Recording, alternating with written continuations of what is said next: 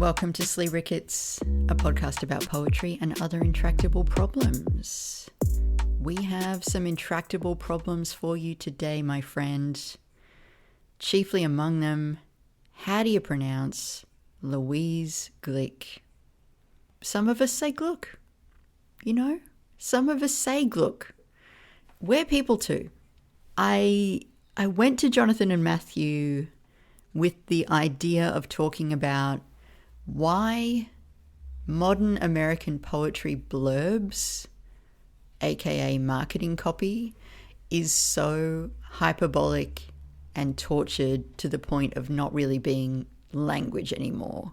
And Jonathan was smart enough to kind of take that idea and, as he so often does, find a much smarter angle on it. And he suggested talking about Louise Glick, specifically a couple of essays, one by her and one by a former student of hers. And we're going to take both of these articles very much to task in this conversation. So I really want you to have a sense of them in your ears before we get started. So first of all, I'm going to read a little paragraph from the Remembrance of Louise Glick by her former student. The former student's name is Eliza Gonzalez. And here's just a little sample of how she writes. This is written just after Louise Glick has died. My first flailing childish thought when she told me that she was ill. I can't do this without you. I still am not sure what I meant by this. Poetry? Life? But I know what I meant by you. You, Louise, who would hate this whole thing. So we dig into that, and we also look at this long essay/speech that Louise Glick gave in 1989 under the title Education of the Poet. And that one starts out like this. The fundamental experience of the writer is helplessness. This does not mean to distinguish writing from being alive. It means to correct the fantasy that creative work is an ongoing record of the triumph of volition, that the writer is someone who has the good luck to be able to do what he or she wishes to do, to confidently and regularly imprint his being on a sheet of paper. But writing is not a decanting of personality, and most writers spend much of their time in various kinds of torment, wanting to write, being unable to write, wanting to write differently, being unable to write differently. In a whole lifetime, years are spent waiting to be claimed by an idea. The only real exercise of will is negative. We have toward what we write the power of veto.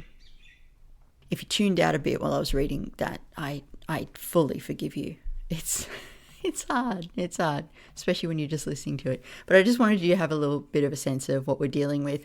So we talk about Glick's writing and the remembrance of her, and via that we get back to an old episode of mine that I did back on Poetry Says about this idea that I was playing with that I called the American ecstatic. And you don't have to go and listen to the whole episode if you don't want to. Really, really quickly, my idea with that was to try to describe a set of tendencies that I saw in American poetry popping up again and again and again. A good example of it is a beautiful poem by a guy called Nate Marshall called Praise Song. And there are like a million bad examples of it. Yeah, I'm just going to leave it up to you to find one for yourself. But essentially what you're looking for is like, the defining quality, for me anyway, is that the role of God in the poem is decorative. But yeah, I don't want to derail things too much by going into all that. But anyway, we get into that a little bit, and we go even deeper into all this on The Secret Show. Before I get to the episode itself, I did just want to mention the lads and I, Matthew, Brian, and Cameron, are playing with the idea of doing another end of year Ask Me Anything episode. But we can only do that if you, dear listener, send us some questions. As is tradition with AMAs, ask us something cheeky, ask us something you've always wanted to know but have been afraid to. You can even tell us not to mention your name if you would prefer it that way. Last year when we did this, it was absolute chaos and I think quite fun to listen to. And yeah, we can only do it with your help. So please do email Matthew, sleerickets@gmail.com, and ask us anything. All right, let's try to deal with Louise.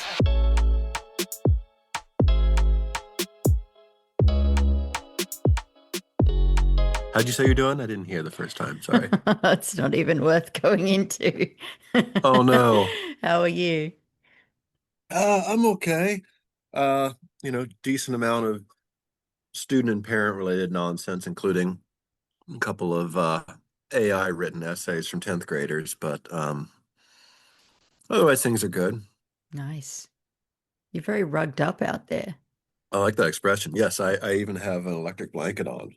Oh, you have one of it's the same color as mine. Oh my God. Oh, really? Snap. Okay, so you'll be warm enough because I was thinking about you saying I'll sit out on the porch. Uh, Yeah, it's yeah. my podcasting adventure here. Okay, well, just whenever you need to go indoors and get warm, go do that. Okay. I've got a glass of whiskey too, so I should be good. Fantastic. Matthew said he'll be on when he can. So Yeah, I guess we Ellie. can just dive in. Just a second to throw some nuts in my mouth. It's so festive. I honestly didn't mean for it to sound like that. Is this your dinner? Are you having girl dinner? No, as a 200 plus pound man, I've already had full dinner, and now I'm just having um snack. Do you all use that expression? Do you say like have snack, Like, like as opposed to a snack or have snack? No. That's the okay. first time I've ever We heard that. we yeah, we worked for a number of years with a woman from South Africa, and she would always bring snack. And I was wondering how Ah. widespread that expression was, or that way of saying it I was. think we do say snack. Every time I get asked a question like this, it's like I forget entirely how Right. Australian English works. I'm like, what did we Totally. say? I don't remember. Yeah, I wish I had some news, but I only have the sending of emails and Uh, checking of inboxes that are always empty. I'm so sorry. It's fine. It's fine. Everything's fine. It's exhausting. It's demoralizing. It's draining. Well, I'm sort of lucky.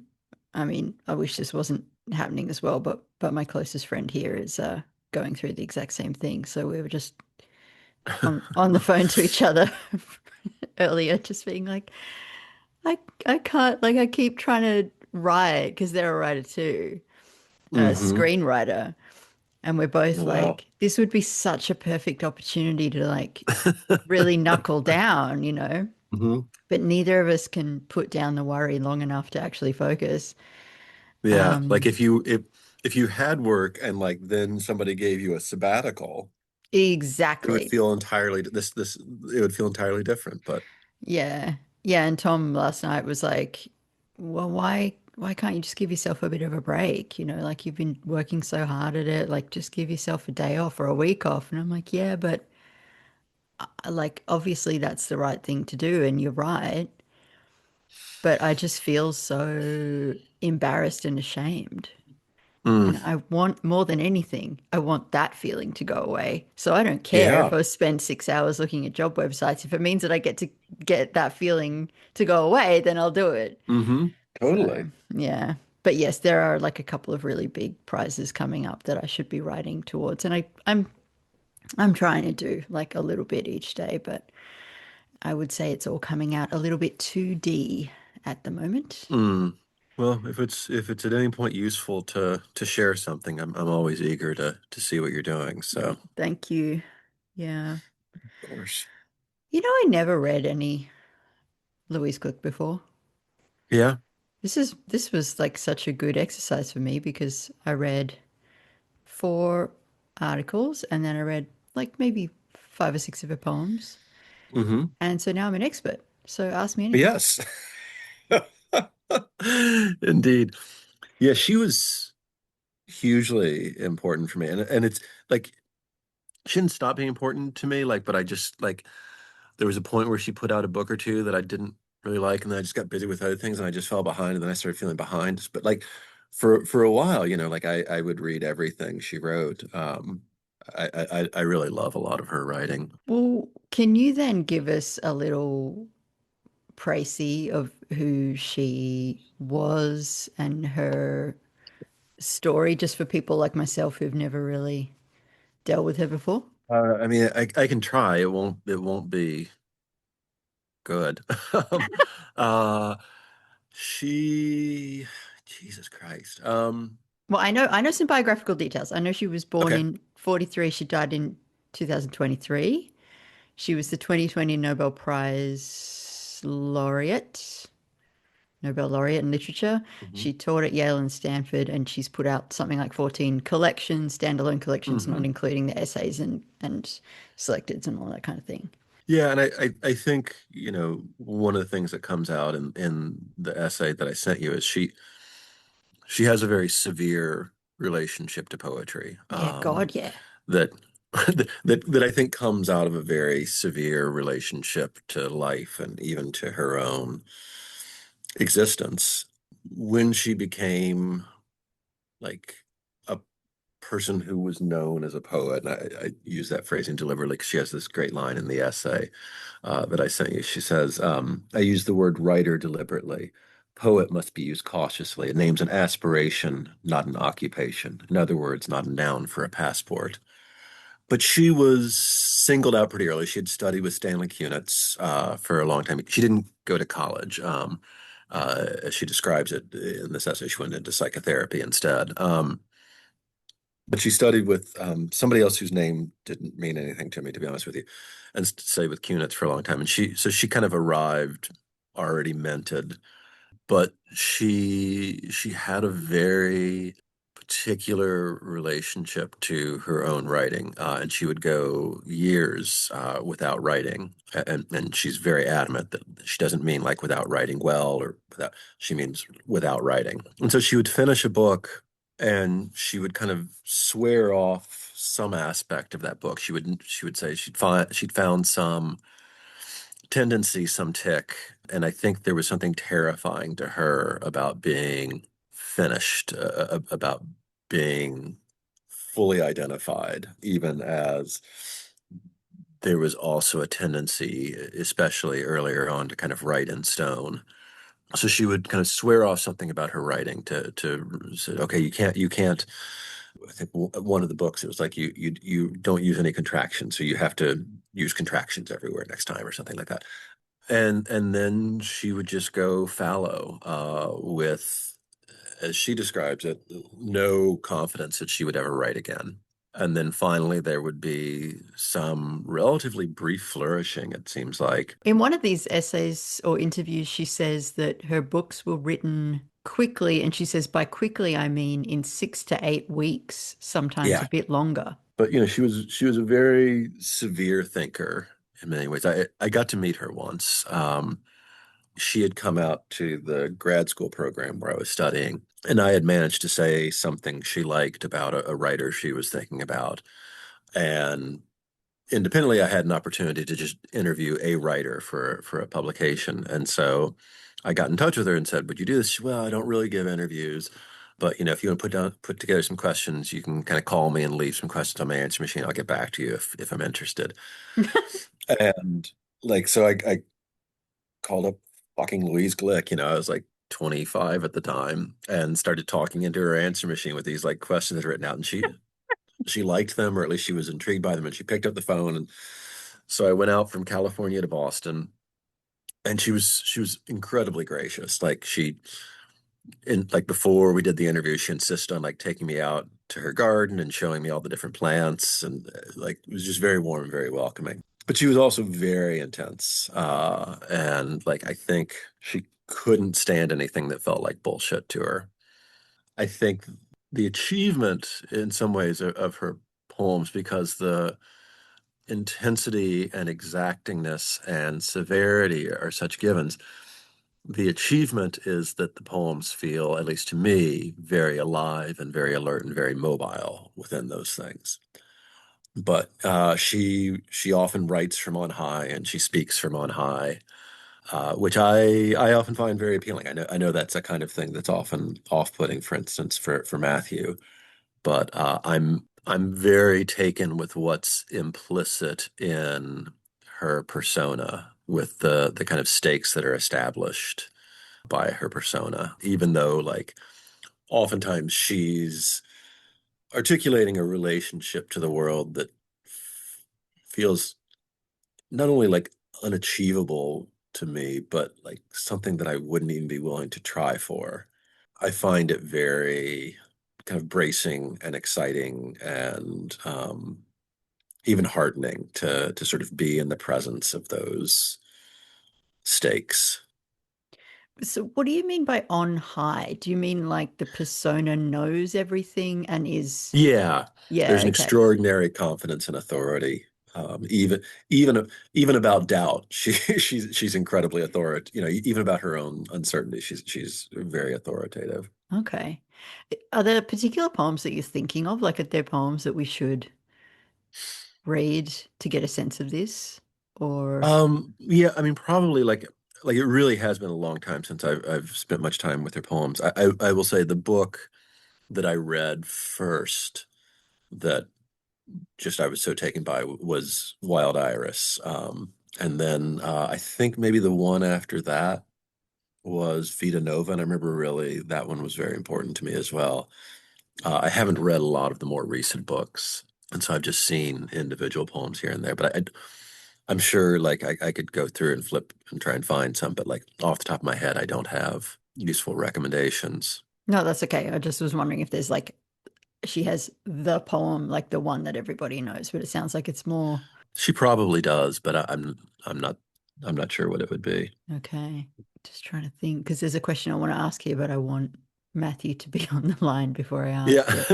Um, yeah, the intensity certainly comes across. Like there's a hmm line in the remembrance written by her former student that you sent us that was published in the Paris Review, where the student says, her perceptiveness made her, I think, unusually capable of forming intense connections. It could also make her unkindness especially devastating. So I really get the sense through that article of like, this is one of those teachers whose good opinion you're just obsessed with. And she's kind of forming a connection with you on this intellectual level that's like very, yeah, very intense and very real, but there's a price to pay. Yeah, my hunch would be too that for a lot of students, she just, and I don't know this could be way off base, but like you know, there for a lot of students, she just wouldn't take any interest in them at all. Yeah, this person who wrote this in the Paris Review seems to sort of have been one of like not a special project necessarily, but like a student who she really took the time to care about. And then she writes here, she rejected many of my lines, quote, inert, hopelessly conventional. These are her rejections. Like, I don't know. I feel like if I got that from a teacher, I'd be like, okay, thank you for Yeah. your comments. I can't just never write again. Um, but yeah, she's, I mean, that's like such a rare thing to have a teacher who'll actually like tell you the truth. Yeah, and I think too there was probably something enchanting about it. That you were inside of some circle where things just mattered more than they did outside of the circle. And so I can Mm, imagine it being very seductive and very powerful, even when it was like immiserating. That it would be kind of addictive too. totally addictive. Did you have thoughts when she became the Nobel laureate? Because it sounds like her response was, oh no, this is going to ruin everything. Yeah, I mean, I guess I had a couple thoughts, and one was just it just felt weird. Like the whole Nobel Prize just feels very weird. Like the idea of like we're gonna pick up this one writer and lift them out so completely from Hmm. the world around them. Like it's such a big prize that, this person is no longer one among not just many, one among several. This person is just one. And it felt especially peculiar when it was someone I'd met, even if I hadn't talked to her at that point for like very, very long time. But also because I knew a little bit some of the other people who were kind of in her world. It just felt very strange. And that was I think that was that after Dylan got the Nobel Prize? Yeah, yeah. I think that was Um 2016, and then this was and 2020.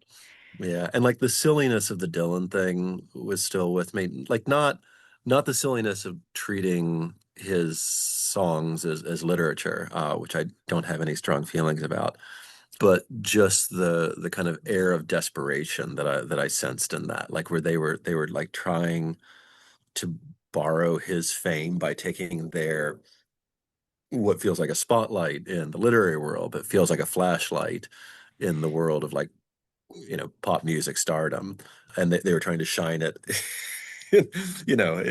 on this huge Yeah. floodlit stage.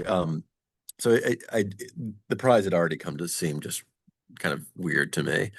That was part of it, just the broad based strangeness of it. And then I don't know if you remember, her speech was a choice. Apparently, she wrote about panic. I haven't looked at the speech, but What I remember is that she wrote specifically about a Blake poem that was called like I think Little Black Boy or something, and it was just like it, and I don't even remember the poem. I remember just thinking, wow, that poem feels really racist. And it was like it felt so willful that she kind of wanted to make a point that she could talk about this poem. Like it kind of felt like the J.K. Rowling thing where it's yeah, like, or like a okay, Lionel fine. Oh, Shriver sort of move. yeah, it's like okay, okay, fine. You have this thing but like, why do you really need to like make this point central? Like, so, and it just wasn't.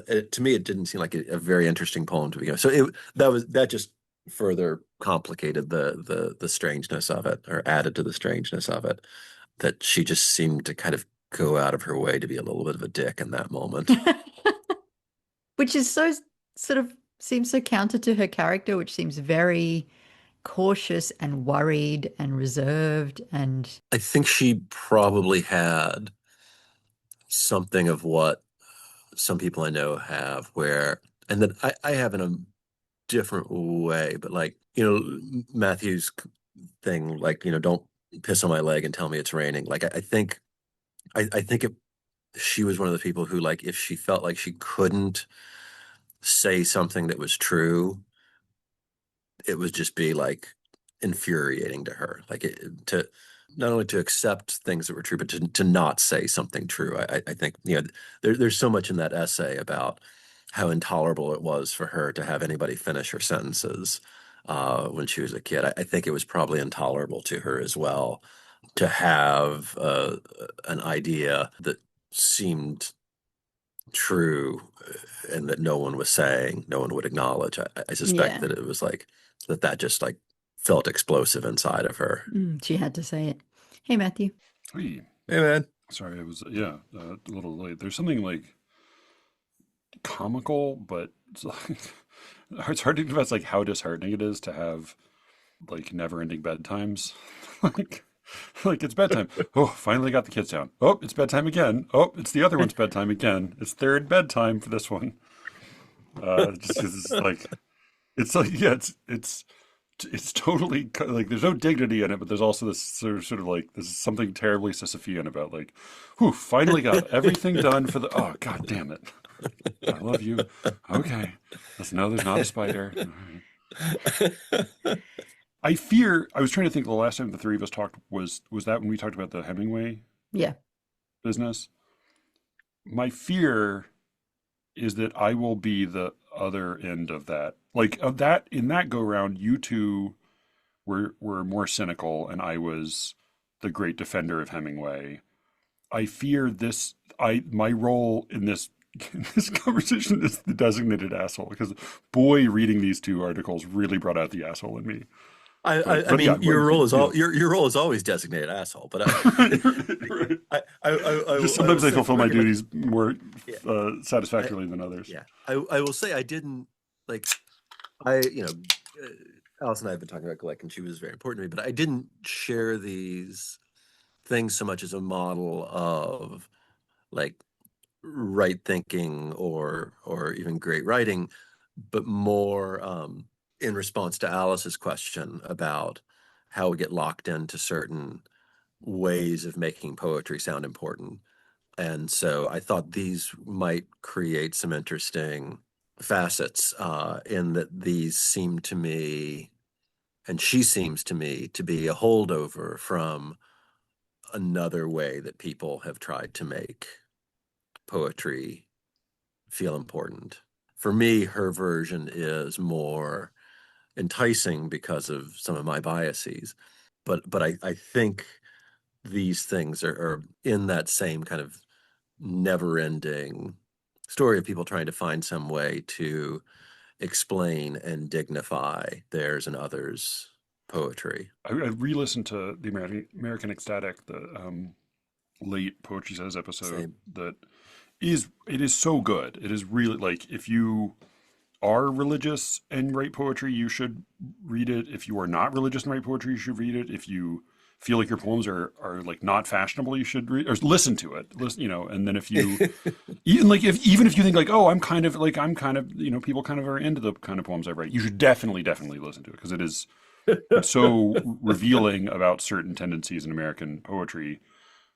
But I think, like, if that is one reflection of America's sort of religiosity as a culture, it may be that Gluck represents like it's not an ecstatic religious mode, but it may be sort of an oracular one, because it still has that same kind of ponderous self-seriousness. I mean, that was my thought, like, reading the Eliza Gomez tribute, was like, oh, well done, Paris Review. You found, to write a tribute for Louise Gluck, someone who takes herself as seriously as Louise Gluck took herself. Like, there are like little glimmers of suggestions of humor, but the humor is almost always either like so profoundly framed within a contempt that we can't approach for the self, or it's contempt for others. That nowhere is there like a place where we feel like credibly invited to laugh at the speaker. Yeah, no, I agree with all of that. Like, I find it enticing, but I don't think you were wrong about any of that. And I think part of what's intriguing to me is to see a like way in almost complete opposition, you can end up doing something very similar. Similar to like coming at it in an ecstatic mode, or Yeah, just in terms of ennobling what you're doing. This is another way. You can do it with God. You can do it with laughably incomprehensible praise, and you can do it with this severe, almost ascetic self-seriousness. Yeah, that's the thing with that formulation of hers. Poet must be used cautiously. It names an aspiration, not an occupation. It's making too much of it. Like, yeah, it's not that deep. yeah, she I think really did, deep in her heart of hearts, do the thing you're always joking about, Alice. Like, I think she genuinely believed she was the piece of shit the world revolved around. Like, I think she believed both ends of that. That, like, she was never good enough, but also, like, yes, it's so always about her. Like, it is baffling to me when adults speak either with any seriousness at all, or like longer than one sentence, about their own childhood precocity. Like, we're in a world of reading and writing books. We're looking at the Paris Review. We're having conversations about poetry. Like, guess what? We were all precocious kids. It's not interesting. But like, when people really get into that at great length and like belabor and like deliver poems to us that they wrote as like, it's crazy to me.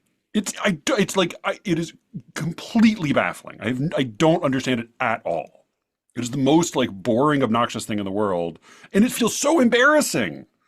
Like, oh my God, You read early. Wow, you were really, we all read early.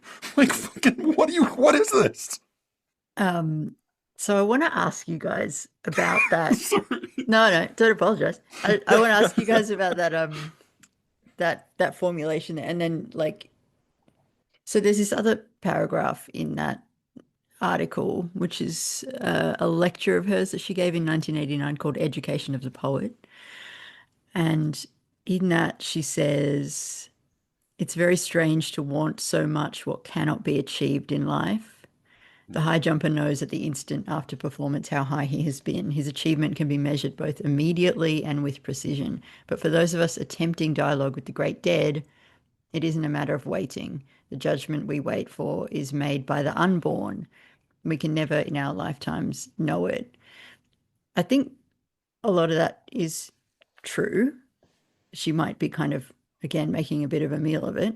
But what I want to know is like, what is this tendency to say poet is not a noun for a passport? Why do we make poet such a special class of person or poetry such a special class of activity? If you're a filmmaker, for example, you get to be a filmmaker, even if your last film came out like 5 years ago. Why is it that you're only a poet when you're writing a poem? Yeah, I sympathize with that impulse, but I also think that it's that because I should say like I very much like I love a lot of this essay and I love a lot of her poetry as well. I find her incredibly obnoxious, but also like very like brilliant and gifted and compelling. I think for me it's like because there's one version of this which is like poet is a title that should only be given to the greatest of the greats, and that's the flip side. That's the obverse of the same coin that gives us the majority of the time the word poem or poetry or poetic appears in a headline, it's not referring to poetry. It's referring to basketball, right? It's referring to some like math. It's the flip side of that, like that elevation of the term to the highest tier, which is silly. But I think it's embarrassing to call oneself a poet because it's such an ill-defined practice. Yeah, it's the flip side of it, but it's also the reaction to it, right? It's the sense that this Yeah. is a too easy way of ennobling yourself. And so it's an self-ennobling attempt to turn that down from 11 all the way to 0. Yeah, that makes sense. That makes sense. Which I don't say like to criticize Glick, but rather like I just feel like we're all awash in these kind of pulls towards different ways of explaining to ourselves and explaining to others what this is we're doing and why it matters, while also feeling like total assholes for trying to make anything more of it than what in the most basic terms it is. Can I ask you all about, did you already talk about the writer's block thing?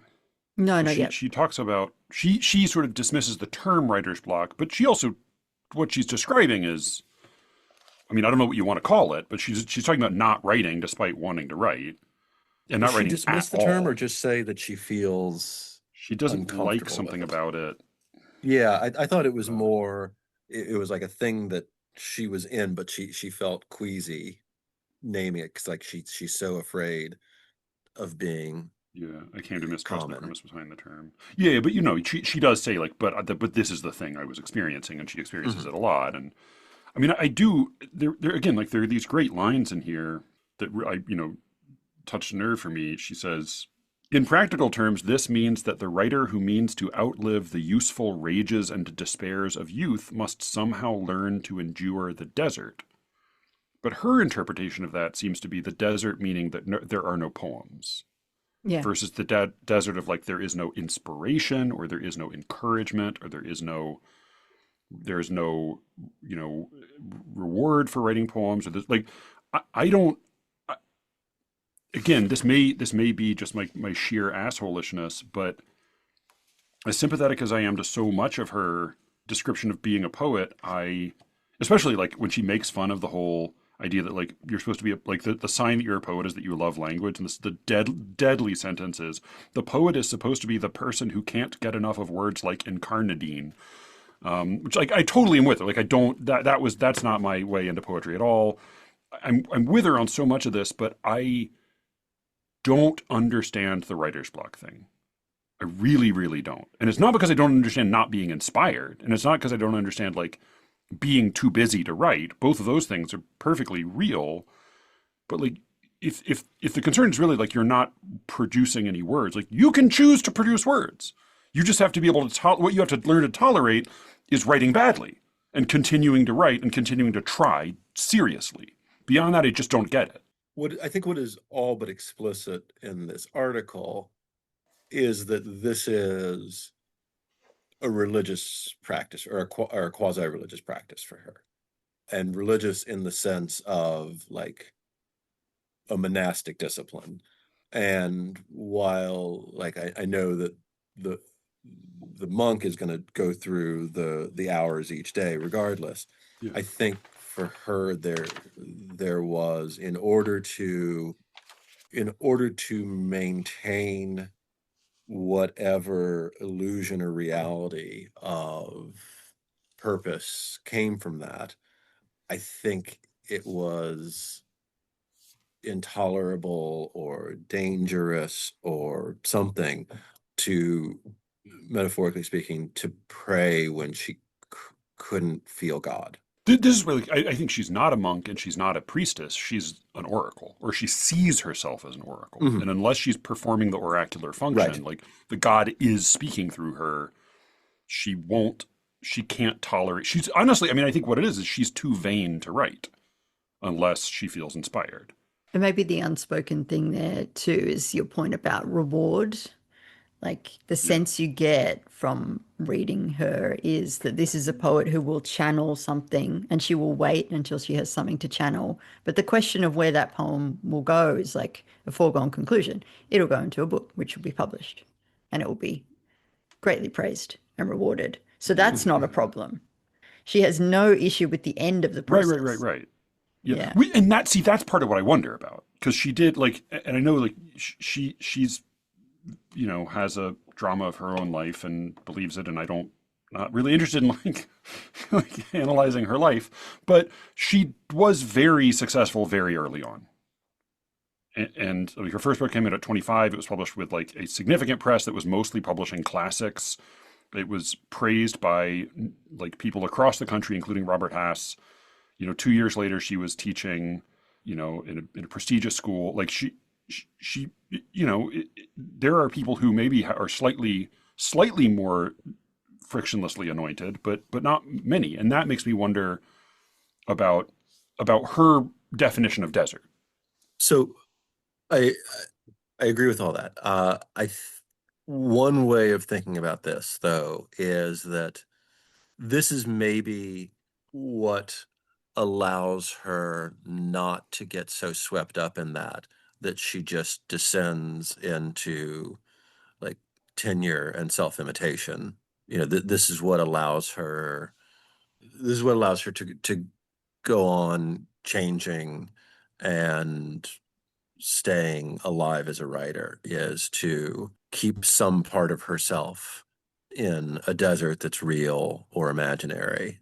And her claim would be that the desert comes in part from the fact that she doesn't, and I'm not saying this is the reality, I have no idea, but she's saying that part of it is that like she doesn't believe that the judgment of the present is the real judgment. Yeah. And I think I think there's I understand that feeling, and I mostly share it.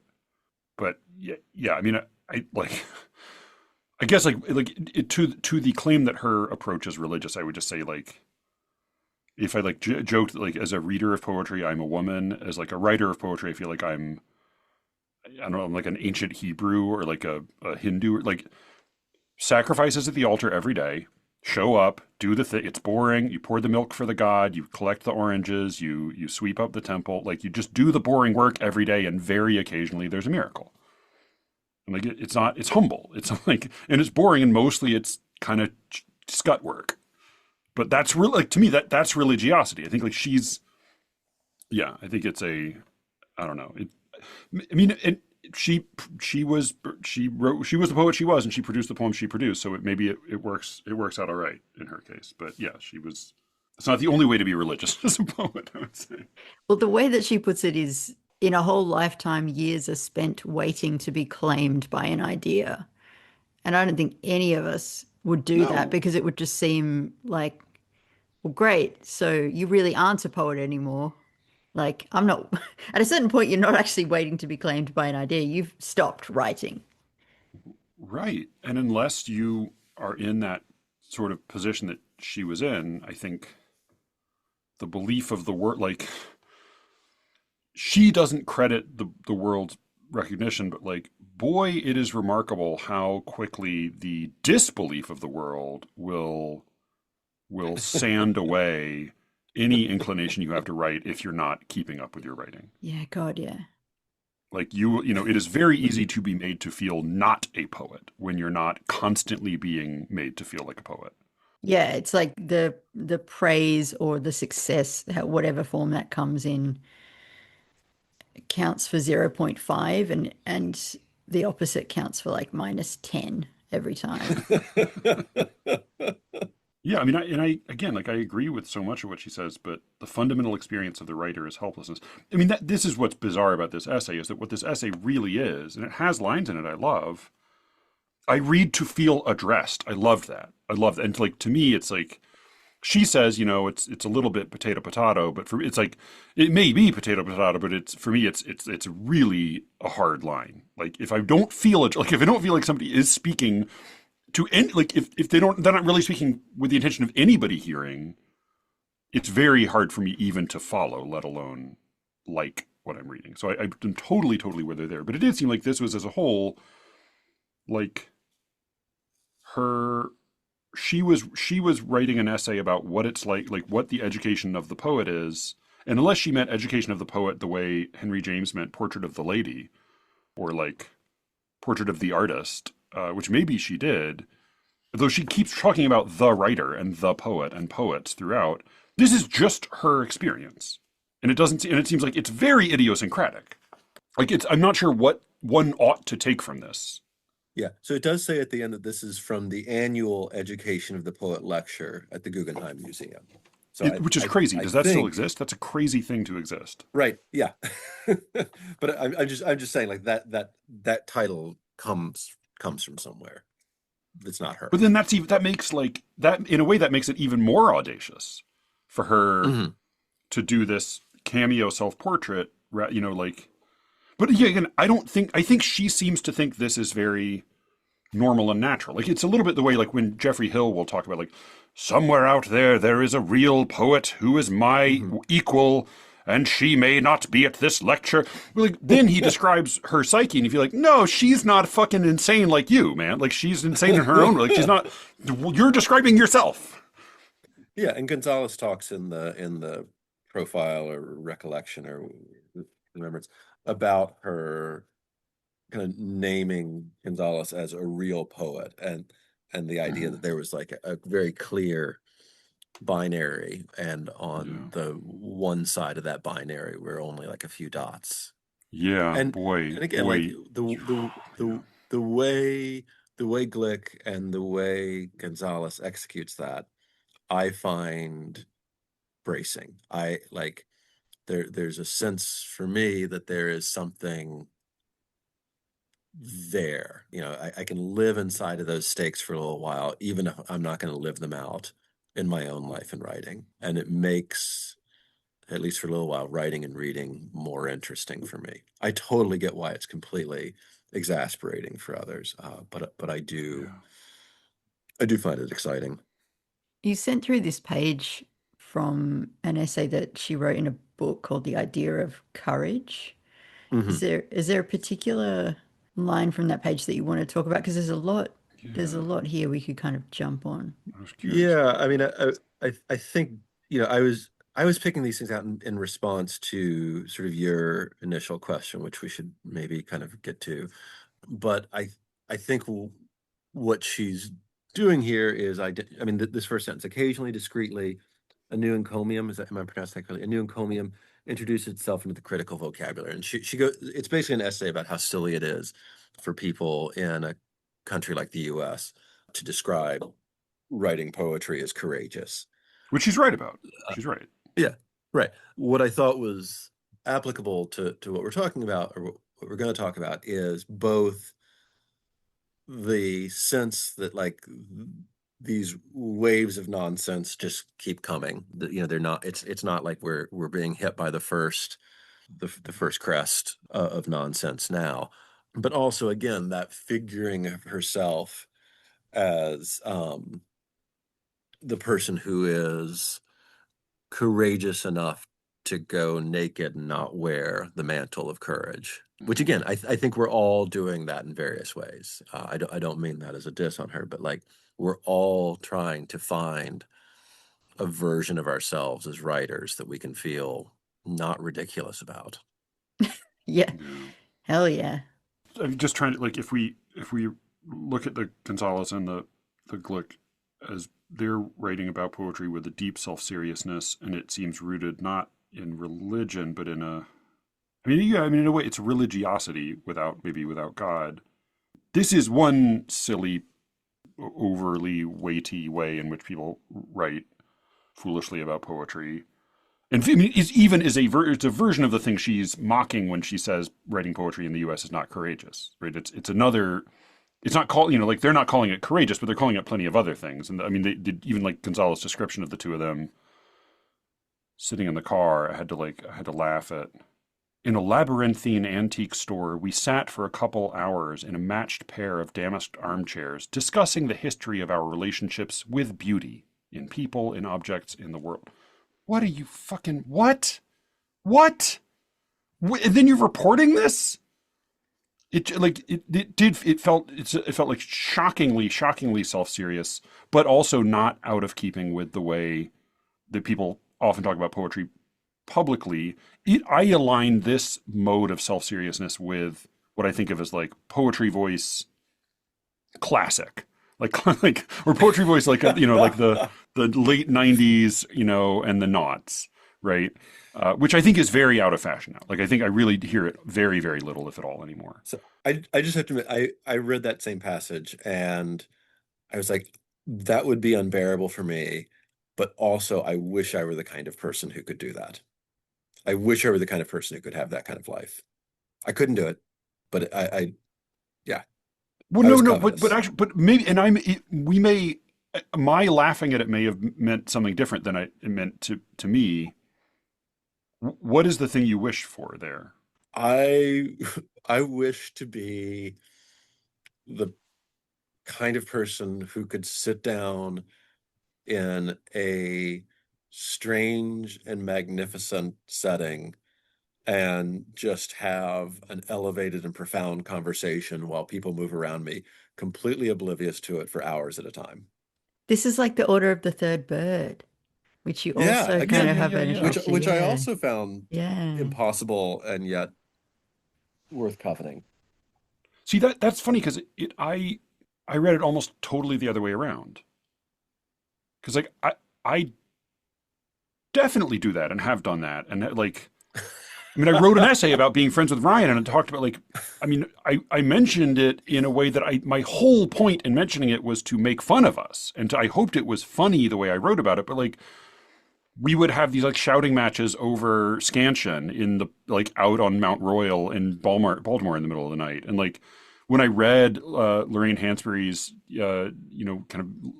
posthumously collected diary entries, and she wrote about like drunkenly shouting at James Baldwin about aesthetics at 5 o'clock in the morning on the street, I thought like, my kindred spirit. But again, like she wrote about it as funny because like sure we all do that, but like but it's not like Gonzalez seems to be presenting it for our admiration. She seems to be dreaming that somebody will think of it the way you're thinking of it. And I think like, I don't know, I've had lots of like pretty intense or pretty like squirrely technical aesthetic conversations with you at bars in public. And like the correct response when bringing that up to other people is to make fun of it. Like, yeah, it's serious. And like, yeah, you get into it, but you also oh my God, have a sense of humor about it.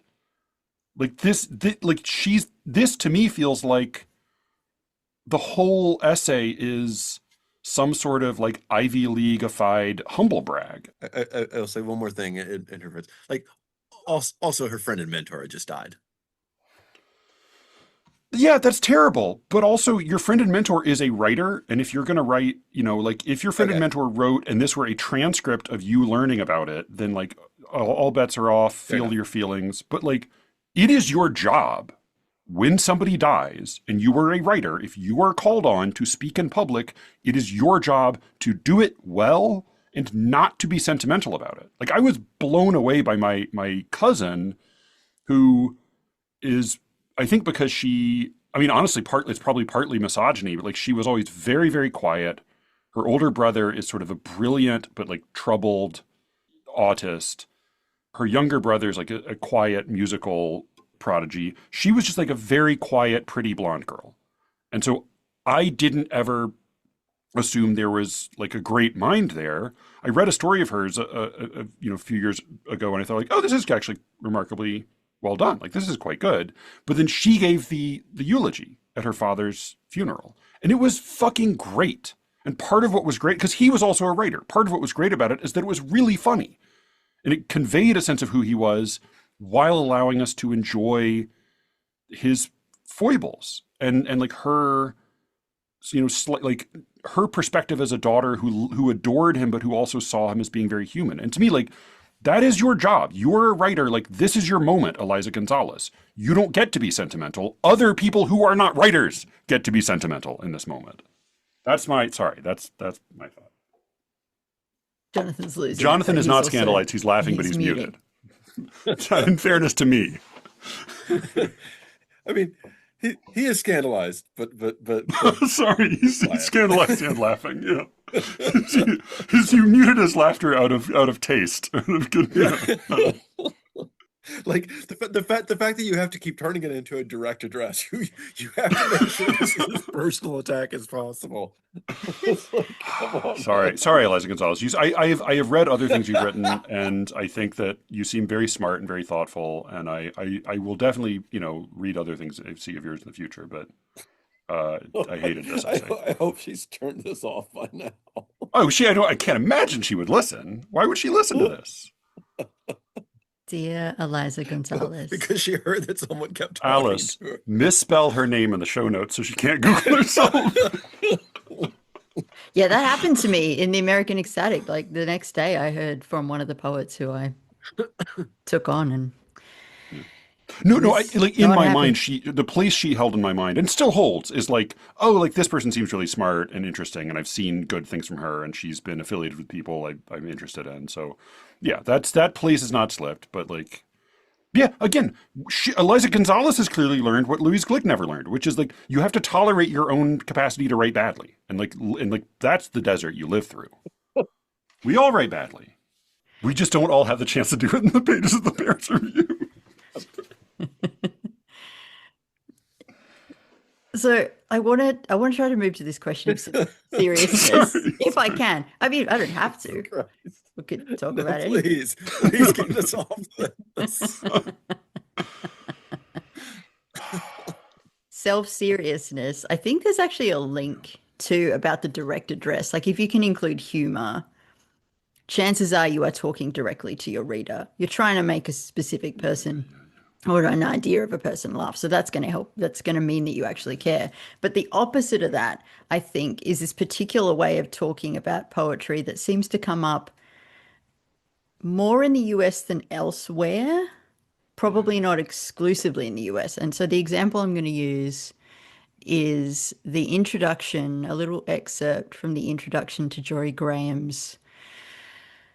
It's a collection of 4 of her books, written by Robert Macfarlane. And this is what Robert Macfarlane says about Jory Graham's book.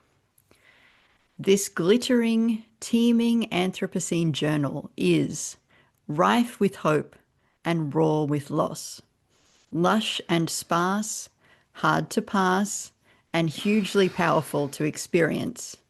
As these poems face our planet's deep time future, Their shadows are cast by the long light of the will have been.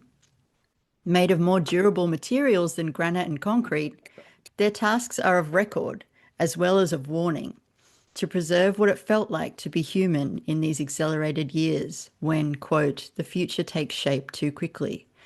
To read these 4 books in a single volume is to experience vastly complex patterns forming and reforming in mind, eye, and ear. These poems sing within themselves, between one another, and across collections. Sort of felt myself slipping into the 90s poetry voice there. But what this kind of copy does for me is it actually devalues poetry as a whole, because what I hear in it is this denialism, this claim that this book is I mean, this book might as well be God if it was doing all those things. I mean, if God were less comprehensible than he is, more remote. Yeah, right. That feels to me that feels like a counterfeit oracle, right? That's like you couldn't afford Delphi, so you went down the road and there was a guy who set up a stand and like it's got the same syntax as the oracle. It's probably pretty good. It's also, I mean, what it really feels like is like fridge magnets. Right, yeah, like they're this is like when you go to the store and they have like the cereal in bags. That's like cheery yays, and it's like, well, they're basically cheery. It's pretty much the same, but it also like what it reminds me of is like being in I was in a costume shop for a semester in grad school and had to like learn how to do various sewing and part of it is you'd have these little like. You'd have to demonstrate you knew how to do a running stitch, you knew how to do this, that like you have to do a bunch of them as sort of like just produce like matter. Like here's a big piece of fabric and like here's where I've done this stitch, here's where I've done this stitch, here's where I've done this stitch. This is like any poet who's been writing poetry in the world more than 4 or 5 years knows what this is and how to do it. Like, and so this is just somebody who's like going into blurb mode. Like, okay, I'm going to produce 4 lines of blurb. And it just feels like it's you're just like cranking out this matter. Which I agree with that, but why does blurb mode American style sound like this? Yeah. Oh yeah. No, for sure. Like that is the question. What I'm saying is like the guy writing this or the girl writing this is not doing this. This person at this point is just mimicking blurb mode. But why does blurb mode emerge? And I do think like this is the quality where the contrast with Australian poetry is sharpest. Like y'all are most like this is like where the divergence between our cultures' take on poetry spreads out the greatest, and y'all are much more sensitive to it than we are. This is like when a Westerner goes to East Asia and like stinks of milk everywhere they go. Like American poetry, like American prose about poetry stinks of milk, and people in Australia can smell it from a mile away.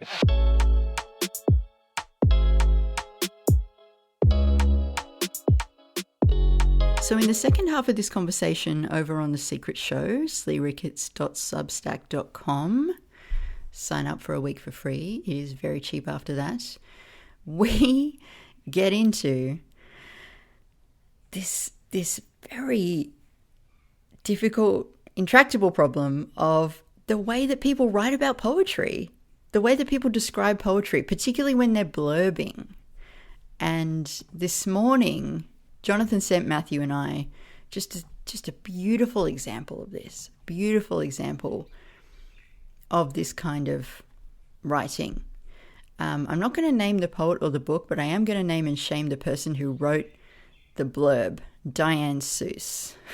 So Diane Seuss says about this book roller coasters us in a life and death defying, that's 3 hyphens, spiral between fossil and future, extinction and resurrection, heaven and hell. The poems are the suture, or we are. And then a little further down, in this dazzling second collection, bursting with detailed case studies, obscure natural phenomena, oh, that's going to be fun, and flagrant apocrypha,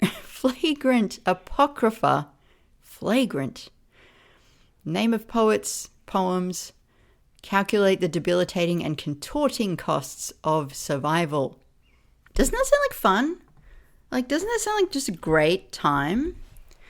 Yeah, anyway, so we try to get into, like, why the hell people write this? Like, why? Why do they write this stuff? What do they think they are doing? What do they think they're achieving? I'll never understand it. And we talk a little bit too about, like, how this kind of copy might have changed recently. Jonathan has a good theory about how post-Christian Wyman era things might have gotten worse. And then towards the end, we get into this question of prestige, poetic prestige. Difficult to define, but you know it when you see it.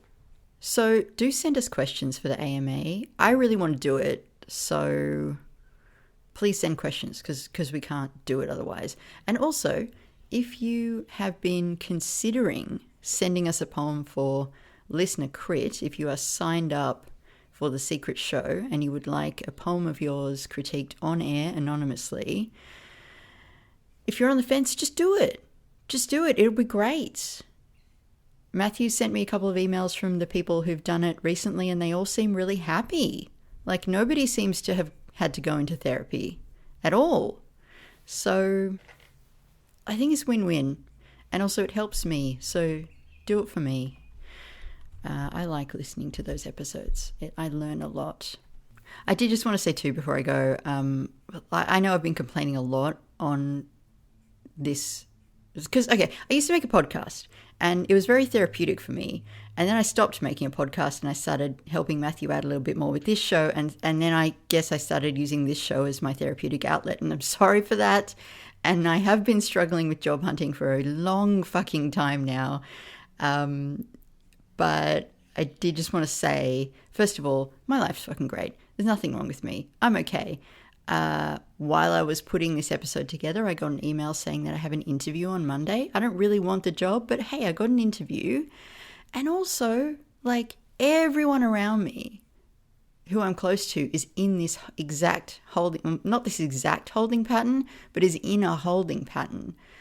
I've got 2 friends waiting on novel news of any kind.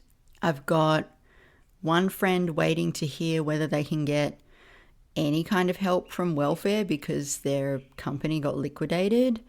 And I've got another friend waiting to hear how much money his baby mama might give him so that he can buy a house because they don't live together anymore. So, like, what am I complaining about? What am I complaining about? Everything's fine over here. So I just wanted to state that all for the record. I do love to complain, and it's just a bad habit, very bad habit of mine. Thank you all for listening. Really thank you. I loved making this episode. You can reach Matthew, as always, at SLEERICKETS@gmail.com, and with any luck, we will all be speaking to you again very soon. Until then.